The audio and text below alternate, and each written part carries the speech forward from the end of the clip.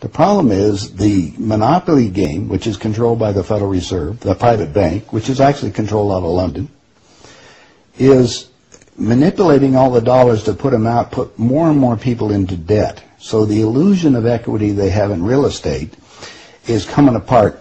The players that are analyzing everything are expecting massive foreclosures next year and the beginning of what we call the recession it's going to be worse than 29. It's your house that you're living in. You think you own it. You don't. Right. You have contractual right to transfer the airspace, subject to you paying taxes to the state. Right. Or the Global 2000 discussions that we had. The real problem that they have, as Kissinger says, is there are just too many people on the planet. And 40% of the world, 2 billion of us, exist on less than $2 a day. The summary of the Global 2000 report I put up on my website, nohoax.com, right. But if you look at it, it makes sense to get rid of people. So what they said, they're going to make godlike decisions on who lives and who dies. Now, obviously, some of the meetings we sat on, we were planning on using neutron bombs on the major cities, because that contains most of what they call... You actually heard this? I sat in on the meetings. I was in the game big time. In fact, I was making such a mess, they decided rather than kill me, which they could, they just invited me into the inner group and asked me to be the finance chairman. And at that point, I probably would have been in, Secretary of the Treasury or something, whatever they wanted to do with me. What I was doing prior to that, so, making it right, I would volunteer to become a president of a company. And I'd go in and liquidate it. And we get rid of the expendable containers. That was my job. Expendable containers meaning human beings? That's right. Yeah, it's amazing. That's well, that was inside vernacular, wasn't it? Yeah. Oh, well, that's what we used at that time. I mean, it went from there to useless eaters today, so you're happy with it. You're a human resource. So, right. Which, all you are is part of the commodity, even in the business sense. You look at it, you have a cost. Labor. What is labor? Yeah. Human resource. Right. When you're going to put together some kind of product. Well, the inside of the game, when we started to use neutron bombs, today they figure that biologicals are much cheaper. Mm-hmm. They're still planning on, the plan is to get a war started in the Middle East.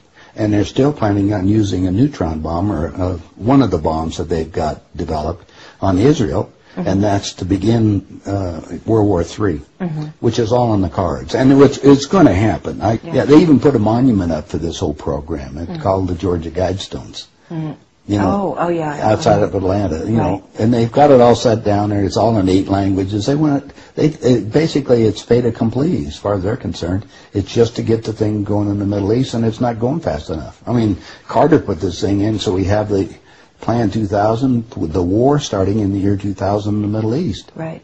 Reduce the population of the planet down to 500 million, have one world currency under the Homeland Security, or FEMA if you want to call it.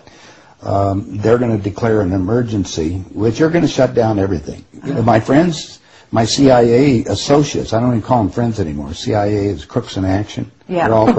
They're all professional liars. Yeah. I mean, they got to be if they have that job. Yeah. So you have to look at what they're doing. Anyway, they're so concerned they're leaving the country too. Most of them are going to Latin America. Meanwhile, they're closing in every day right now, just closing in to make it so we're going to be set up in these enemy prisoner of war camps. Really? I published a book. It's called Chaos in America. Mm-hmm. In it, I was asked to build an enemy prisoner of war camp. I put the contract in this book, so you can read it for yourself. This is in downtown Las Vegas, right on the railroad tracks. It says enemy prisoner of war camp. They're all on top. And they're building them all the way across the United States right now.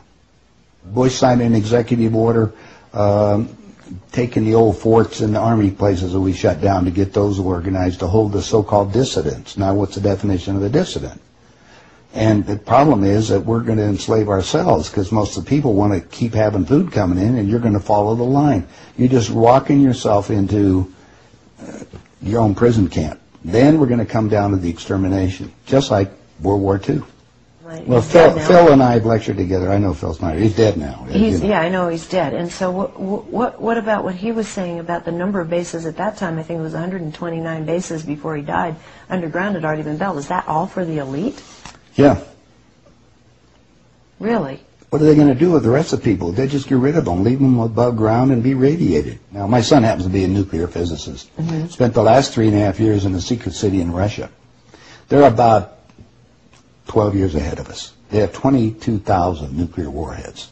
And, of course, we're the target. The Soviets have 3 nuclear submarines on the west coast and 3 on the east coast. They're about 2 football fields in length, 5 stories tall, and they all are nuclear power and aimed at our major cities. West Coast gone. Well, because the plan is the northern hemisphere is where they're going to release the nuclear bombs, and the theory was that the winds from the North Pole that are coming down, because that's increasing drastically, will go to the equator, and there will be very little spillover because of the reverse of the winds, because of the southern hemisphere. So therefore, the nuclear radiation here will be a lot more than the southern hemisphere. And this is a fait accompli, you believe? Oh, they think so. Oh, yeah, they think they've won. That's the reason why they don't bother about me talking about it.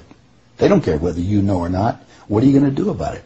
And you have no idea what China is until you go over there for yourself. With 1,300,000,000. You understand? Almost, well, a little over 4 times our population. Right. It's, I spent some time over there and I had some government friends. They think what they're going to do is let the West go have its fight. And then they want to clean up. They say it's been 5,000 years. We want to run the world when we get through. And what they're doing? Acquiring all the assets. They figure that Canada and the United States, the property there will, the food growing areas will be enough to take care of their people. And that's what they're looking at. Why are they? I mean, they bought so oil. the U.S. will become a resource. Yeah. Whatever's left of it. Whatever's left of it. Yeah. You seem to be in a unique position to be able to put a fair amount of this together, which is quite interesting. Well, I walk my talk. I played the game. You played the game. You know one level of it. And I know. I used to play around with the world leaders, so I know what they're planning on doing. What change of heart? What happened in you that made you decide to share this information that happens at the inside levels? Well, it come back to a moral situation that happened to me, I think. When I flew to Aspen. I brought my 2 daughters up there so they could go skiing. And when I was invited to this meeting. When I walked into the room, the world leaders were there. That's when they asked me to be the finance chairman. As they said, we'd like you to be the finance chairman for the next president of the United States. And the first thing I asked is, why me?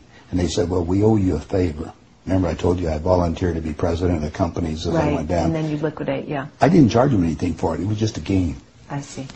And anyway, that's what they said. So I thought you'd be good on the team, yeah. I'd be a team player. I just did it because it was, another one of these things. So next thing I asked them, I said, well, wait a minute.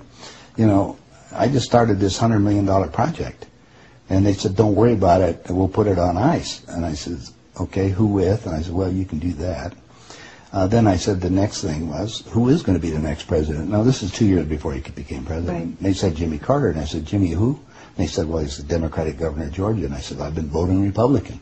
And Paul Volcker said, son, don't worry about it. We control them both. Yeah.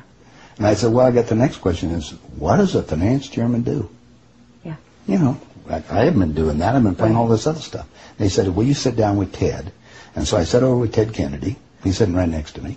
And Ted and I are, he's just joking. He says, George, you're going to love this job. You're really good with money. We're going to send you out to all the state Democratic functions to raise money for the National Democratic Party.